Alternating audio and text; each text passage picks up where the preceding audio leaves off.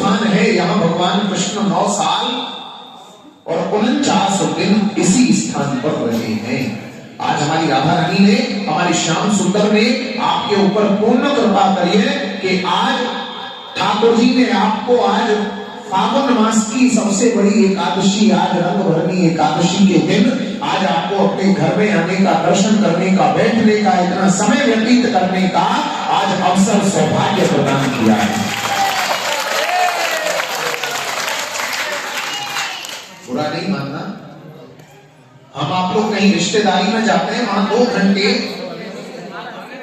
एक चाय पे बैठ के एक दूसरे की सास बहू की भलाई करते रहते हैं, लेकिन वहां देर नहीं होती। अभी यहीं से बाहर जाएंगे तो आधा घंटा एक जगह पे खड़े होके 10 पोज देके मोबाइल में फोटो खिंचवाएंगे, लेकिन वहां देर नहीं होगी। लेकिन कहीं भी किसी मंदिर में जाके अगर 10, 5, 15, 20 मिनट तक भी बैठना पड़ गया तो समझो कोई पहाड़ सा टूटता है। ये ठाकुर जी ने तुम्हारे ऊपर कृपा करी है तो तुमको जबरदस्ती पकड़ के बैठा रखा है। अगर भोग नहीं आता, मंदिर खुला हुआ होता तो आप में से किसी के पास में 5 मिनट से ज्यादा का समय नहीं। अगर मैं गलत बोल रहा हूं तो जब मंदिर खुल जाए उसके बाद में देख लेना एक दूसरे के ऊपर ऐसे, क्योंकि आधे लोगों को गाड़ी की चिंता है और आधे लोगों को चप्पलों की चिंता है। भोग आया है, दर्शन बंद है तो ठाकुर जी ने जबरदस्ती पकड़ के बिठा रखा है और इतनी फुर्सत से बिठाया है कि इस समय आप कहीं भी जाओगे पूरे ब्रज में, अब आपको इस समय कोई भी मंदिर दर्शन खुला हुआ नहीं मिलेगा। सब मंदिर 1 बजे और 5:30 बजे की रात में खुलेंगे। केवल यही मंदिर ऐसा है कि इस समय भी ठाकुर जी आपको दर्शन होंगे। और उससे भी ज्यादा भाग्य वाली बात यह है कि हमारे यहाँ सबसे मुख्य आरती मानी जाती है राजभोग आरती। और आज ठाकुर जी की कृपा से आज एकादशी के दिन आपको ठाकुर जी की उसी राजभोग आरती का दर्शन करने का सौभाग्य प्राप्त होगा। राधा रानी की ये वो घर है जहां यशोदा मैया भगवान कृष्ण को घुटमन चलाती थी और क्या कहती थी, पापा पैया चले कन्हैया। आज मैं बोलूंगा पापा पैया, आप लोग बोलना चले कन्हैया, और थोड़ा सा आगे आगे खिसकना, जिससे भगवान की रज आपके कपड़ों से लगे और आपको ब्रज में आने का लाभ प्राप्त हो। पापा पैया चले, पापा पैया, पापा पैया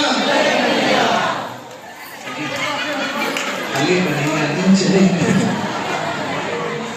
थोड़ा आगे आगे खिसकोगे तो हमारे कपड़ों से यहाँ पोंछा लगेगा, जिससे हमारे अहंकार का क्यों कंजूसी करें। ये भी समय के साथ में सब परिवर्तित होता है। कुछ बुजुर्ग लोग बैठे हैं, पहले किसी को प्रणाम करते थे तो अपनी पगड़ी उसके सर में रखते थे और या नाक रगड़ के प्रणाम करते थे। समय बदला, पैर छूने रह गए, अब तो रेडीमेड जमाना है, ऐसे कर देते हैं, बस हो गया काम, कहीं कमर ना जुड़ जाए, वो काम मत करो। पापा भैया चले, पापा भैया, पापा भैया। एक बार प्रेम से बोलो राधा रानी की, एक बार हाथ ऊपर करो और एक बार प्रेम से ताली मार के हंसिए, जिससे भगवान आपको एक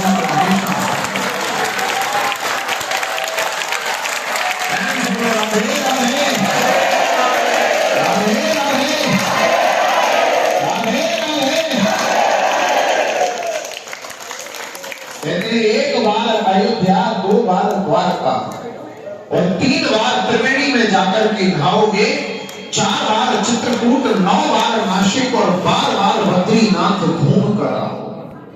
कोटि बार काशी, केदारनाथ, रामेश्वर, गया, जगन्नाथ आदि तीर्थ करके आओगे और होते हैं दर्शन प्रत्यक्ष श्याम सुंदर के, तो नंदगांव जैसा आनंद पाओगे नहीं पाओगे। क्यों नहीं पाओगे? क्या विशेषता है नंदगांव की, आप ध्यान से सुनना, जिससे आप अपने घर जाकर के किसी को कुछ बताओ। पहली विशेषता नंदगांव के दर्शनों की क्या है? आप लोग संसार में जहां कहीं भी दर्शन करोगे, ओ बहन जी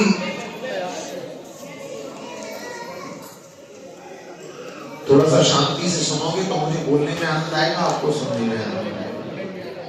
नहीं हो तो बेकार मेरे गले बढ़वाने से कोई फायदा नहीं है। जैसे पहले बैठे थे ऐसे हम भी बैठे थे।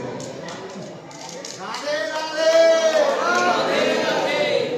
माता जी हमारी हमारी घरों में बैठ के सीरियल देखती हैं रिश्ता क्या कहलाता है। चाहे घर के कितने भी काम खराब हो रहे हो, लेकिन 15-17 साल से उसको देखने के लिए बड़े एकाग्रचित्त होकर समय है, क्योंकि इतने समय से ना तो बनाने वालों को पता चला ना देखने वालों को पता चला कि रिश्ता क्या कहलाता है। तो समय वहां खराब होता है, यहाँ समय खराब नहीं हो रहा। ये वो जगह है जहां खराब समय भी सही किया जाता है।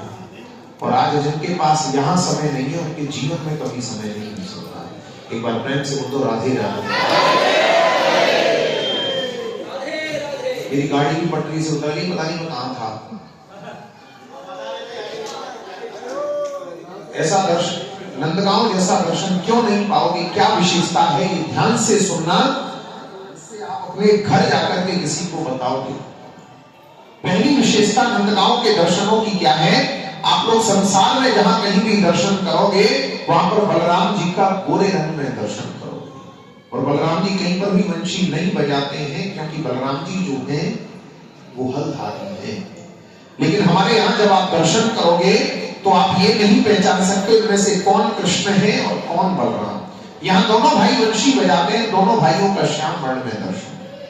ऐसा क्यों है? इसके यहाँ दो भाव। पहला भाव है, बड़े भाई का कर्तव्य होता है छोटे भाई की रक्षा करना। यहाँ पर कंस के राक्षस आते थे कृष्ण को मारने के लिए, और उनको यह बताया जाता था कि कृष्ण जो है वो काला है और वंशी बजाता है। इसलिए बलराम जी कृष्ण रूप बनाकर रहते थे। कोई भी राक्षस आएगा वो मुझे कृष्ण समझ के मुझसे ही युद्ध करेगा। और दूसरा भाव है, बलराम जी कृष्ण भगवान को चिढ़ाते थे।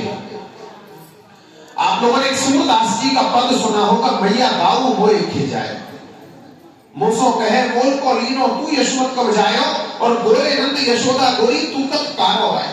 बलराम जी कृष्ण भगवान को चिढ़ाते थे कि मैं गोरा, मेरी मैया गोरी, मेरे बाबा गोरे, तू यशोदा मैया का जाया हुआ नहीं है, तू तो हमने पैसे देकर के मोल खरीदा है। तो यहाँ पर यशोदा मैया ने दोनों भाइयों का झगड़ा शांत करने के लिए कह दिया, मेरे लिए तुम दोनों ही कलुआ बलुआ एक जैसे। तो हमारे यहाँ दोनों भाइयों का एक ही जैसा लकुट बंसी, सब एक ही जैसा श्रृंगार धारण था। आप पहचान ही नहीं पाओगे कौन कृष्ण है और कौन बलराम। ऐसा अद्भुत दर्शन आपको संसार में कहीं नहीं मिलेगा। और दूसरी विशेषता नंदगांव के दर्शनों की क्या है? आप लोग संसार में जहां कहीं भी दर्शन करोगे, वहां पे राधा और कृष्ण का युगल जोड़ी में दर्शन करोगे। जहां भी राधा कृष्ण होंगे एक साथ होंगे, कहीं भी अलग अलग नहीं होंगे। लेकिन हमारे यहाँ राधा रानी की ससुराल है, और ससुराल में जैसे बहू बेटी मर्यादा से सास के साथ में पर्दे से रहा करती थी, हमारे यहाँ आज भी राधा रानी उसी रूप से यशोदा मैया के बगल में कोने में पर्दे से विराजमान है। ऐसा अलौकिक दर्शन आपको संसार में कहीं नहीं। एक बार प्रेम से बोलो राधा रानी की जय।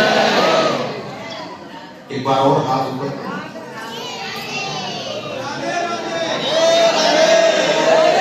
और देखिए हमारे ब्रज में कहावत है, जो यहाँ नहीं हंसेगा उसका घर कभी शांति से नहीं बसेगा। एक बार सब प्रेम से ताली मार के राधे राधे